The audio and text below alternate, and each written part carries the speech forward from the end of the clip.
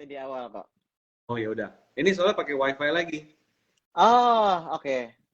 Soalnya nih WiFi lagi muter YouTube cepet banget, maksudnya nggak ada delay sama sekali gitu loh. Jadi, oke, Ah, IG-nya apa oke, IG? lucu juga ya.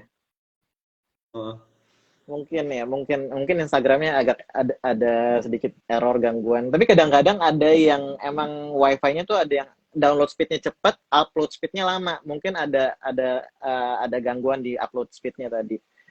Nah, tapi oke sekarang oke. udah better, much better. Teman-teman udah bisa dengar, udah bisa lihat ya. Korea udah aman ya, udah gantengnya udah kelihatan ya. Bisa-bisanya ada yang komen ganteng, gara-gara ganteng bisa stop. Oke, lanjut ya Kak. Tadi berarti tadi kita keputus sampai di Koko ngejelasin fase akumulasi, fase distribusi. Boleh di replay lagi jawaban Koko yang itu, Kak?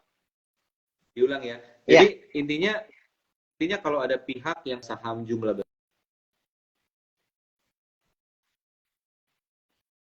besar atau ada pihak yang punya dana besar, dia mau bertransaksi, mau beli saham atau mau jual saham, satu objek saham sama, mereka pasti nggak bisa main kayak retail yang hajar kanan,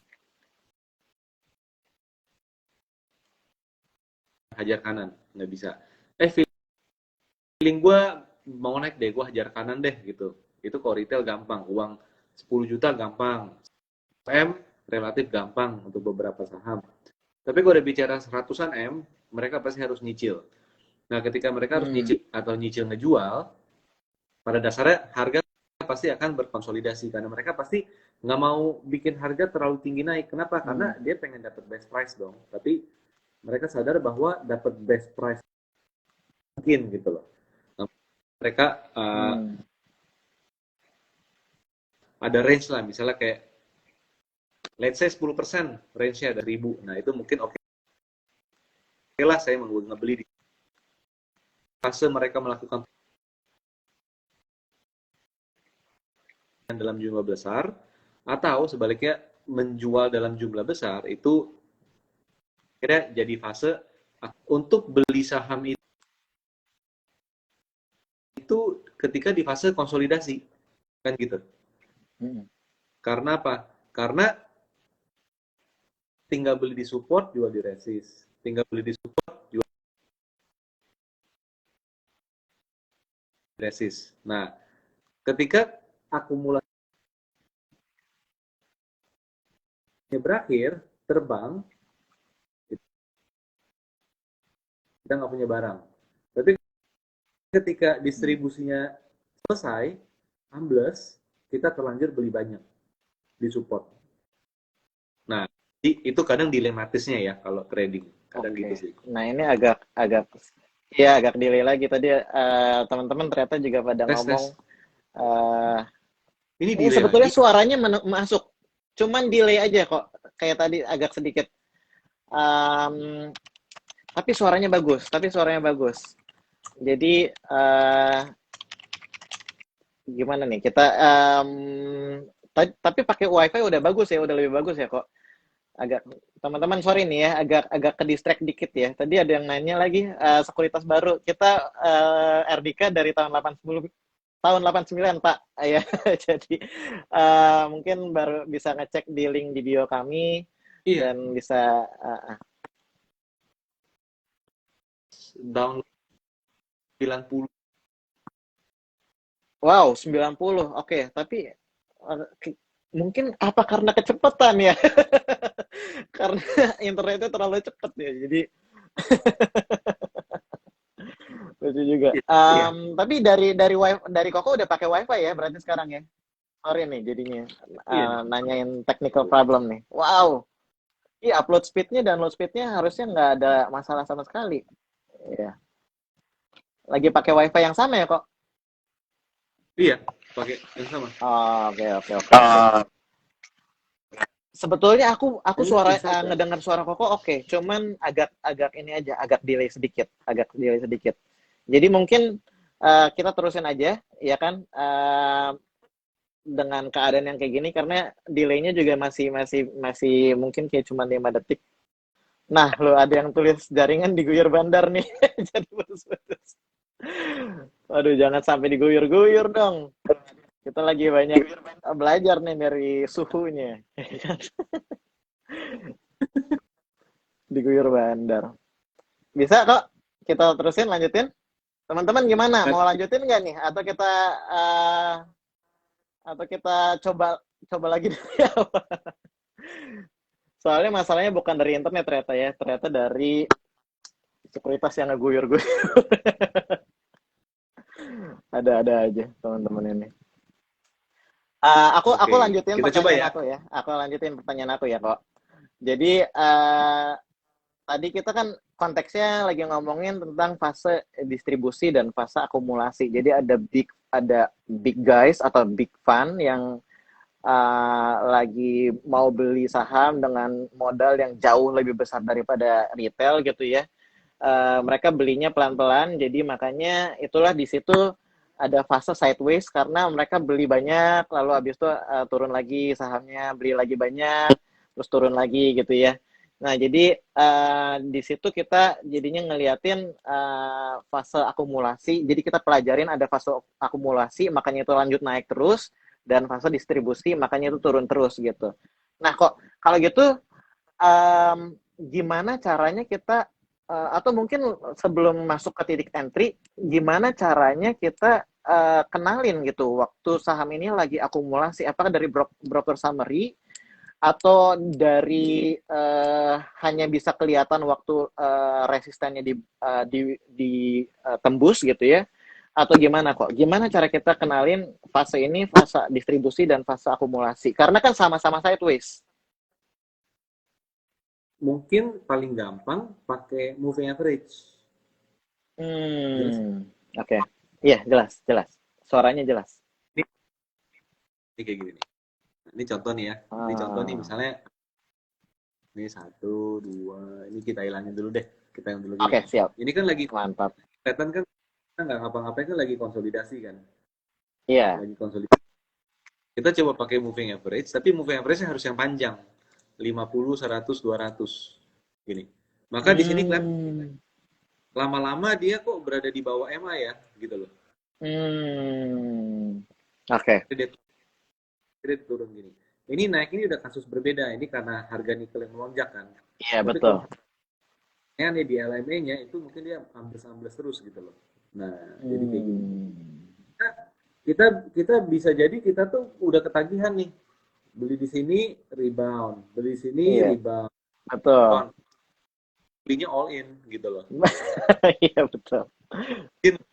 Boom, dia turun gitu loh. Iya. Jadi kadang-kadang saya sih pakai moving average untuk ngebantu untuk ngira-ngira ini arahnya kemana sih gitu loh. Ini kalau distribusi. Kalau akumulasi itu kayaknya ditebik deh. Ditebik deh.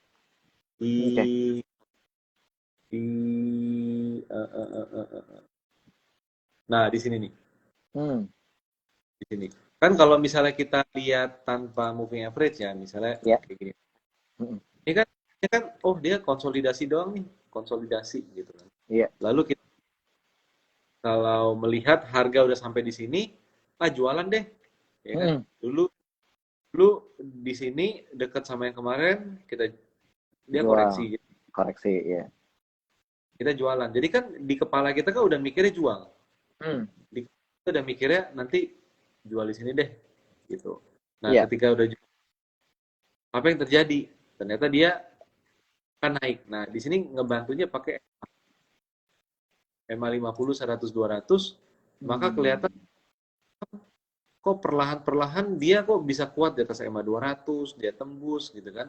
Dan ini kan Antam kan di bawah ya. Ini kan dia kan relatif kan di atas 2 EMA, 3 EMA kan. Nah, disinilah dia biasanya rally gitu loh. Kayak gitu. Itu dengan karakter yang berbeda ya, setiap saham ya. Cuman bisa jadi mirip kondisinya gitu. Oke, jadi menarik kok pakainya moving average yang agak panjang ya. Jadi 200, 100, dan 50 ya. Jadi berarti time frame kita juga untuk ngelihat akumulasi atau distribusi juga perlu dilihat agak lebih panjang sedikit atau gimana kok? Iya, perlu. Jadi makin panjang konsolidasinya, makin gede impact-nya. Jadi I kalau kita lihat see. cuma kayak 2 minggu, ya impact-nya cuma nggak akan segede kalau kalau konsolidasi panjang gitu loh. Oke, oke. Siap. Teman-teman disclaimer on ya. Ini kan kita ada sebut-sebut saham, Antam, tadi Tebik gitu ya. Jadi ini bukan berarti ajakan beli atau jual Antam atau Tebik ya. Karena itu udah terjadi. Jadi jangan sampai gara-gara Koryo nge-call Antam dan Tebik langsung di-HK besok.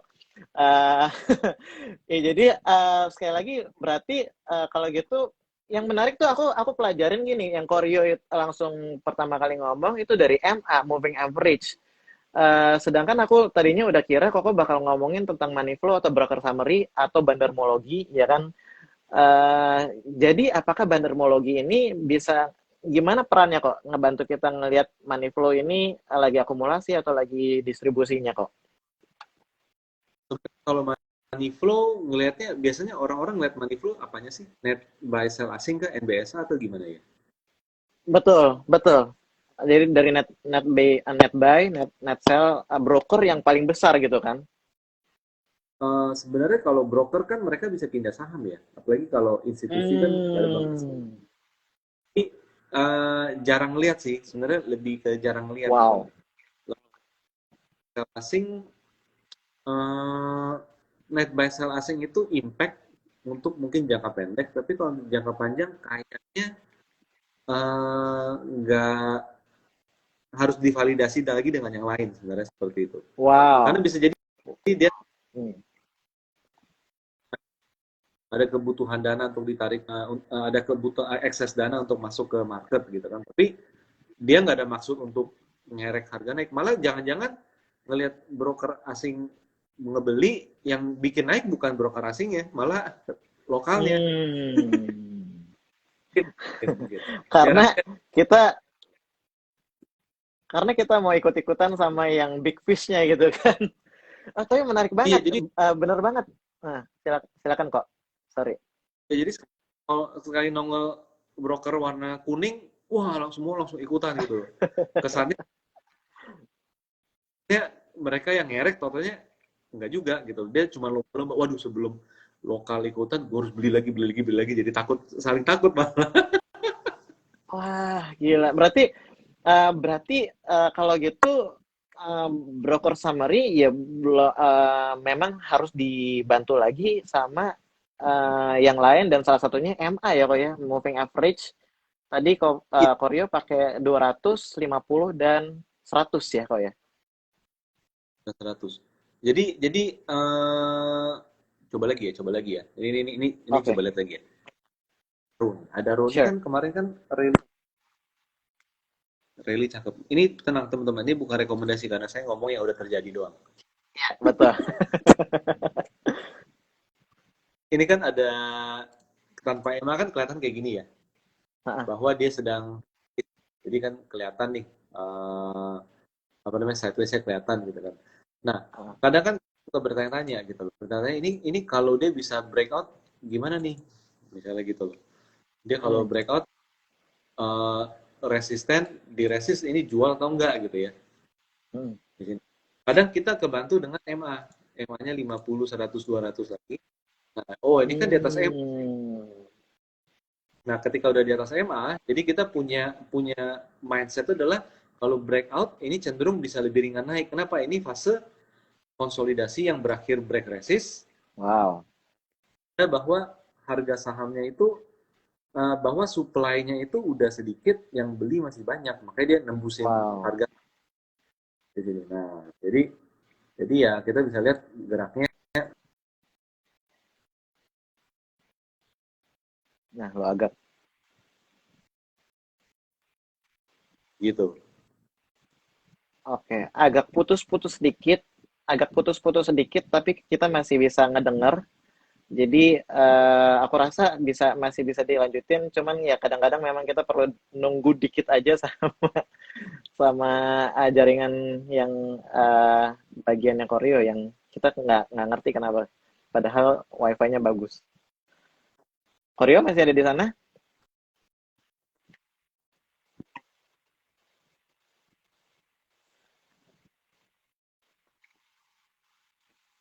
Eh,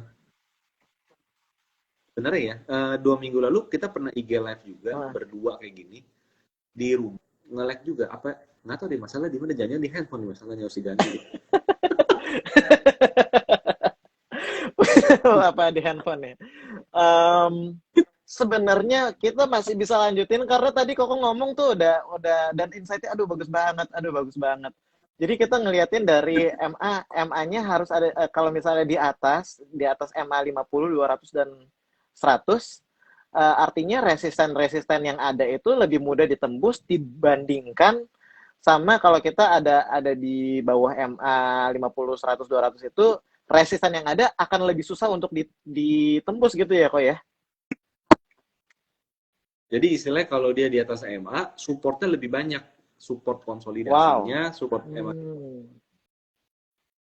Kan kan kan kalau MA 50 nih, harga saham di atas MA 50, artinya kan semua trader yang pakai MA 50 akan buy on MA 50 kan gitu. Ya. Di atas EMA 100, artinya kan semua trader yang pakai 100 akan buy on weakness di EMA 100. EMA 200 juga sama. Lagi konsolidasi, Hmm. support konsolidasi tuh. Nah, artinya kan ada 4 pihak tuh kan yang Hmm. nunggu. Gitu. Nah, maka itu akan lebih apa ya? Lebih kuat untuk dia bergerak naik. Di sisi lain, orang yang lagi mengumpulin barang banyak, eh, kejar-kejaran waktu juga dengan kalau gua nggak beli, orang lain yang beli. Kalau gua nggak beli, orang lain beli. Hmm. Kan kalau disuruh beli nggak dapat full kan jadi masalah juga kan untuk dana Benar. besar itu kan. Nah, jadi mereka pasti kejar-kejaran waktu juga dengan orang lain. Jadi ya ya bisa jadi di satu titik yang jual udah habis, udah dikumpulin, nah mau nggak mau dia harus beli di makan atas gitu. Ketika makan atas, mungkin tiba-tiba ada pihak lain yang ikut-ikutan gitu loh untuk membeli. Oh, oke. Wah, Paling takut nggak dapat barang. Itu kan kayak kayak kasus masker tahun 2020 kan, harga iya, masker iya, gila-gila naik. iya Kayak minyak betul. goreng kan Iya. gila naik karena orang kan kira kan rebut-rebutan gitu. Nah, di stok market rasanya juga ada hal yang sama juga gitu loh. Apalagi duit gede, Hmm. apalagi duit gede, dia harus bertransaksi senyap istilahnya gitu loh, nggak mungkin berisik gitu Oh, kan. oke. Berarti aku dapat insight baru nih. Ternyata Big Fan juga suka FOMO juga ya. Takut ketinggalan, takut barangnya kehabisan gitu ya kok ya. Bisa jadi loh, kebayang nggak kalau mau beli satu saham 100 M dalam waktu seminggu, deg-degan nggak sih? Dapat nggak ya gue? Hmm. Kan Iya. gitu kan. Kalau kita gampang, udah beli beres kok, pusing amat gitu kan, langsung hajar kanan aja gitu kan. Ini 100, dia udah ngumpulin 50 M, dia juga takut dong.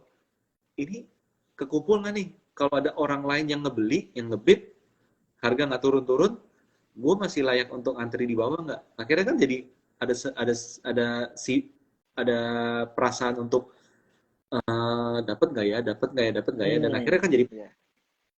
jadi panik juga. Namanya manusia pasti Oh, sama kok. wow. Wow. Berarti teman-teman yang FOMO ya, teman-teman retail ya, yang FOMO bukan cuma kita doang. Big Fun juga bisa FOMO loh. Um, jadi kalau gitu aku langsung balik aja pertanyaannya. Ini banyak kan teman-teman retail yang karena kita cepat kayak tadi Korea bilang kita bisa masuk dengan cepat, keluar dengan cepat gitu ya. Jadi pasti banyak teman-teman retail juga yang punya harga bagus gitu, harga di bawah gitu kan. Terus habis itu kita kebetulan ya kan puji Tuhan masuk ke saham yang lagi diakumulasi, terus habis itu tiba-tiba naik seperti itu. Sahamnya naik banget. Terus habis itu kita punya target certain price-nya udah ke apa namanya? Udah ketembus lagi gitu kan, ketembus lagi. Nah, kadang-kadang kita jadi bingung nih kok. Karena kan kita pengen profit yang maksimal ya. Profit yang maksimal kadang-kadang ya jadi eh karena Iya. karena kita ngelihat target price udah tembus, terus habis itu tadi resisten udah tembus, terus eh kita jadinya FOMO mau masuk lagi dan akhirnya ngantri dan masuk di pucuk, turun di bawah gitu ya. Nah, sebenarnya gimana sih cara kita nentuin target price yang benar? Kapan kita exit kok? Apakah dari resisten, technical resisten, atau fundamental analysis lagi yang harganya wajarnya berapa? Gimana cara kita bikin plan buat exit? Sebenarnya kalau fundamental nggak bisa. Fundamental itu Oke, nggak bisa. oke. Jadi lebih paling gampang ya tarik garis. Tarik garis. Oh, Misalnya kayak kayak gini nih. Kayak lagi naik seperti ini nih ya. Jadi ya paling gampang ya paling simple gini aja. heeh, Selama dia ini kan naiknya banyak nih ya. Ini naiknya kan dari berapa nih? Ini kan naiknya banyak banget nih, banyak. 43%. Kadang kan level profit orang tuh kuatnya cuma di 15%. Oke, iya, 15% 15% udah bungkus. akhirnya ngerasa kemahalan dan akhirnya udah gue jual aja gitu kan. Udah 3 Iya, kali deposito gitu kan. Ternyata kan harga bisa naik banyak. Jadi alat bantu paling gampang sebenarnya ya trend tarik line garis. ini. Trendline. Jadi, Terlepas. Kadang orang technical. orang nggak rela tuh di sini. Udah I, tembus, uh, dia nggak dulu pernah di atas, dia mau jualnya di atas. betul. Punya yang sahamnya turun terus ambles ya, dia nyangkut jadinya. Jadi kita nggak boleh istilahnya nggak rela juga gitu loh. Oh, harus rela ya. Rela. Harus rela. Berarti kok semuanya dibantu sama technical analysis ya kok ya. Artinya MA di atas garis MA dan kalau dia lanjut terus tarik garis lalu yang jadi nentuin kita kalau misalnya dia udah deket-deket support minor ya tadi yang disebutnya trend line itu support minor ya. Jadi kalau misalnya udah tembus itu baru exit aja gitu ya kak ya. Baru take profit ya, exit. Kadang gitu sih, kadang dia udah ngeliat harga di 1000, sempat ke 1000, dia harus jualan di 900, rasanya kan orang nggak nerima kan. Aduh, nyesel banget nih, sayang banget nggak 1000. Benar. Akhirnya apa? Akhirnya dia nggak, akhirnya ketika naik lagi ke 1000 lagi, dia berusaha untuk nebak-nebak harga bisa naik ke berapa, naik ke berapa, naik ke berapa. Dan akhirnya Yes. tebakan dia, eh, tapi ternyata udah rally lebih panjang lagi gitu loh. Udah rally lebih panjang lagi. Hmm, Market kita kan nggak pernah bisa tahu harga mau melambung seberapa jauh kan. Jadi benar. pelajaran ini rasanya lihat aja harga masker pas pandemi. Dulu 10 masker harganya 7.000, ingat banget dulu tuh. 10 masker harga 7.000. Lalu sempat jadi kan gila-gila kan. Harga saham juga sama. Ketika orang panik beli, pasti harga bablas-bablasan Oke, tuh oke. Jadi biasanya kayak level gitu. kepanikan, level kepanikan yang bikin sahamnya naik dan sahamnya turun. Kalau dibalik kok, kalau dibalik kita masuknya di saham yang lagi apes banget gitu, terus distribusi sahamnya turun, gitu kan? eh Gimana kalau misalnya buat teman-teman yang nyangkut, ya temannya nyangkut RDK RDK turun lagi gara-gara ada ngelihat tulisan RDK deposit awal RDN berapa, nggak ada deposit pak. Ya, langsung aja buka akun di kami, nanti kami akan bantu. Sahamnya turun, ada beberapa pilihan gimana caranya kita menghadapi saham yang lagi turun dan nyangkut ya. Apakah kita tunggu lagi sampai reversal atau kita average down atau cut loss, gimana faktor apa aja yang kita perlu pertimbangkan kok sebelum kita ambil keputusan untuk ya average down atau tunggu reversal atau cut loss gitu. Average down itu boleh kalau harganya di atas moving average. Nanti tren naik. Ah, Kalau lagi hmm, tren turun-turun kita nyangkut, average down boleh nggak? Boleh. Kenapa? Dia dalam tren naik. Tapi kalau trennya udah tren turun, contohnya nih ya, contohnya kayak kayak kayak apa ya? Kayak Unilever dong artinya ini kan. oke, coba kita Kayak lihat ini Unilever lever. di bawah EMA semua kan. Iya. Intinya ketika udah di bawah EMA, kita nyangkut, kita nggak boleh average down. Kenapa? Oke. Trend strong downtrend kayak gitu. Tapi kalau misalnya kayak Adaro tadi, ini bukan rekomendasi karena saya pakai grafik lama ya. Siap, siap. Ini teman-teman beli di sini nih di pucuk, tapi koreksi. Heeh. Boleh nggak? Masih masuk akal untuk average down. Karena dia di atas tren naik. Oke. Jadi nyangkut itu boleh average down kalau uptrend, tapi nyangkut itu jangan average down kalau dia itu downtrend kayak gini. Ini bahaya banget di situ. Oke. Kurang lebih Berarti gitu. kalau gitu bisa ditarik kesimpulan sementara kalau gitu saham-saham yang uptrend adalah saham yang di atas garis MA 50, 100 dan 200 dan saham downtrend adalah saham-saham yang secara konsisten ada di bawah MA 50, 100 dan 200. Benar nggak, Pak?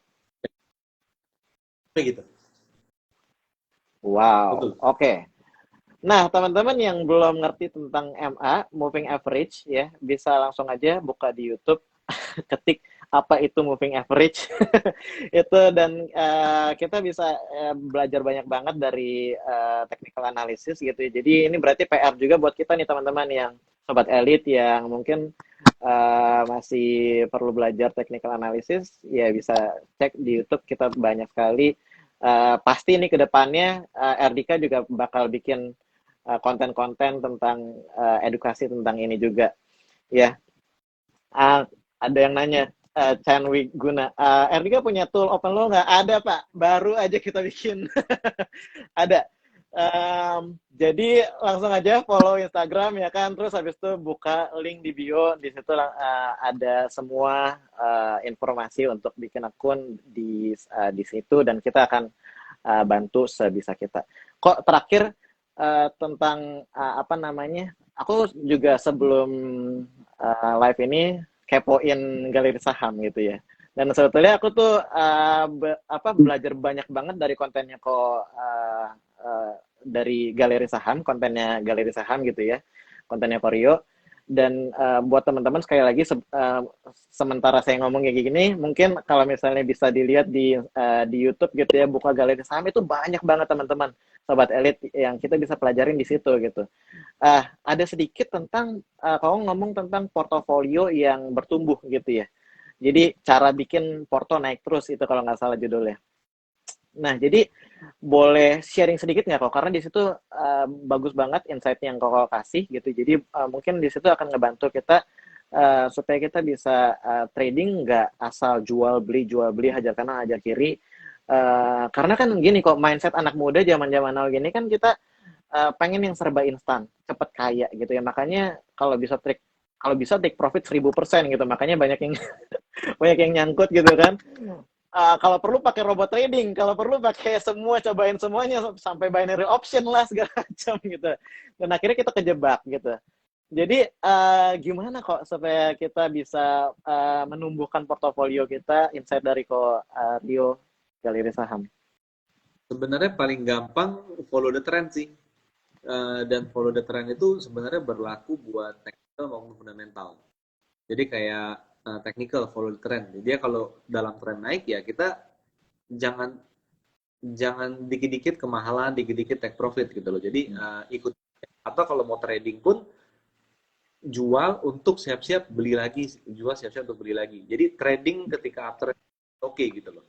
Masih oke. Yang penting ngikutin terus di sana. Tapi di investment, di fundamental juga sama. Kita juga perlu follow the trend bahwa kalau kita udah dapat saham yang harganya murah, yang under value misalnya, atau fair, ya, dan dia lagi bergerak naik, kita jangan dikit-dikit kemahalan gitu loh. Karena kan namanya perusahaan itu kan pasti bertumbuh kan.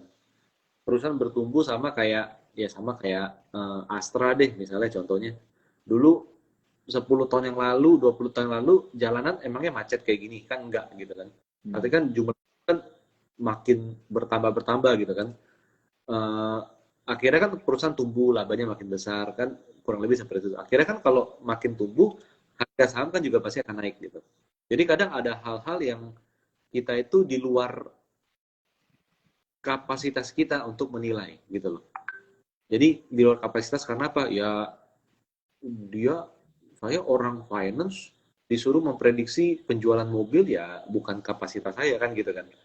Lalu ada lagi, dia orang farmasi tapi disuruh memprediksi potensi penggunaan internet di Indonesia, Telkom misalnya, kan di luar kapasitas gitu kan. Jadi kalau kalau kita udah dapat company yang bagus, harga yang bagus dan harganya naik, kadang yang penting itu adalah follow the trend-nya.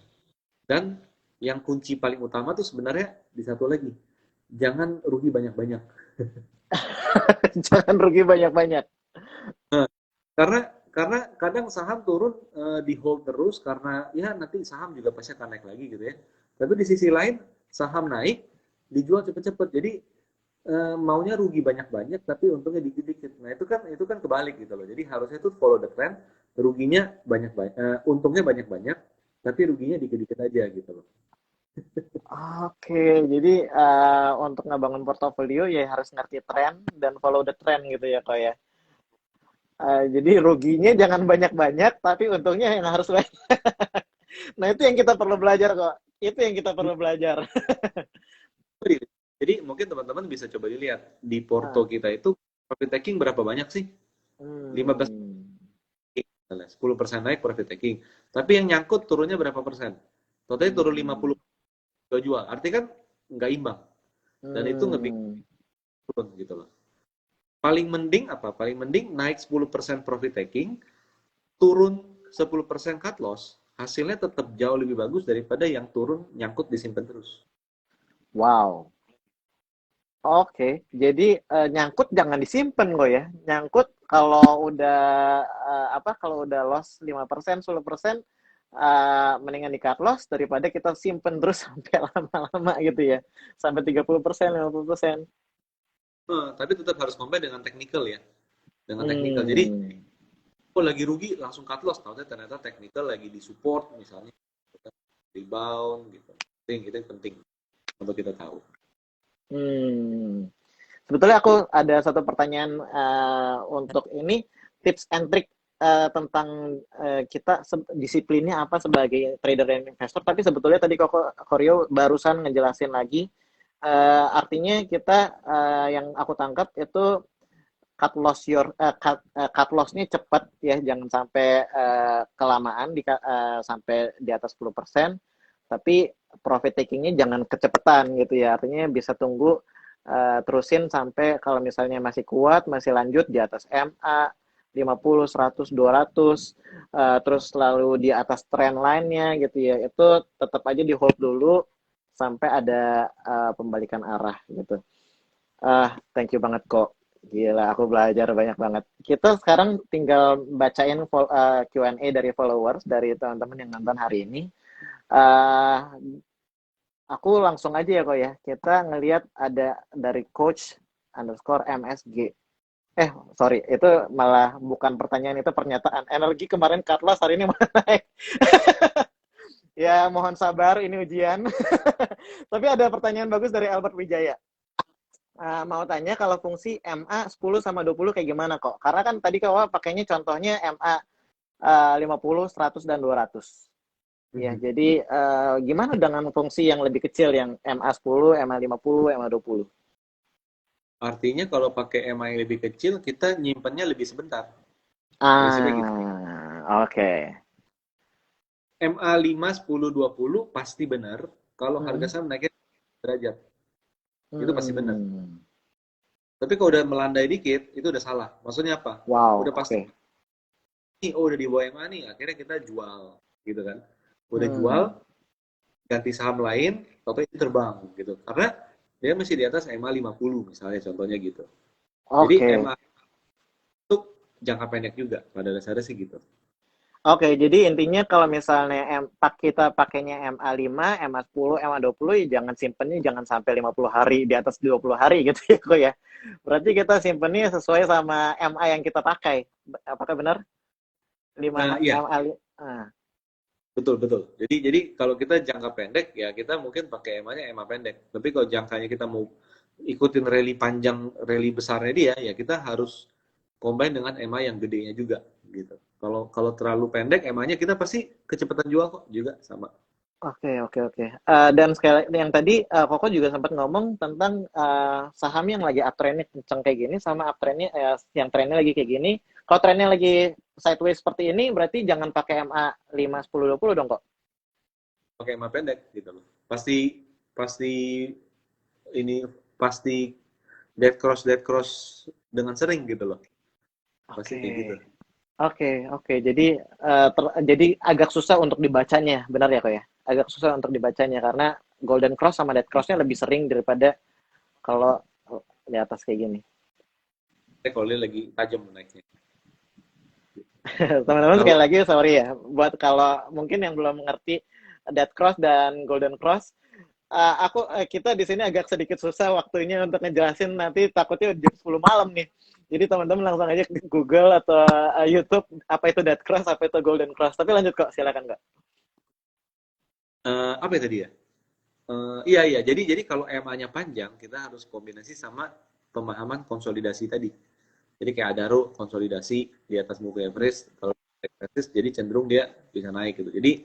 Jadi kalau EMA panjang tuh kadang kita combine-nya sama konsolidasi. Tapi kalau EMA pendek kita combine sama harga yang lagi bergerak tajam. Biasa sih Oke, gitu. oke. Wow, nice insight. Ada satu lagi pertanyaan dari WKWK Land. Bagus banget namanya Pak, WKWK Land. Dia nanya, saya mau tanya tentang cash flow. Andai cash flow merah, kenapa operating profitnya hijau? Itu gimana? Kok ngerti nggak, Kak? Kak, saya mau tanya tentang cash flow. Ini mungkin maksudnya cash flow perusahaan kali ya, untuk fundamental analisis gitu ya. Andai cash flow merah, tapi kenapa operating profit hijau?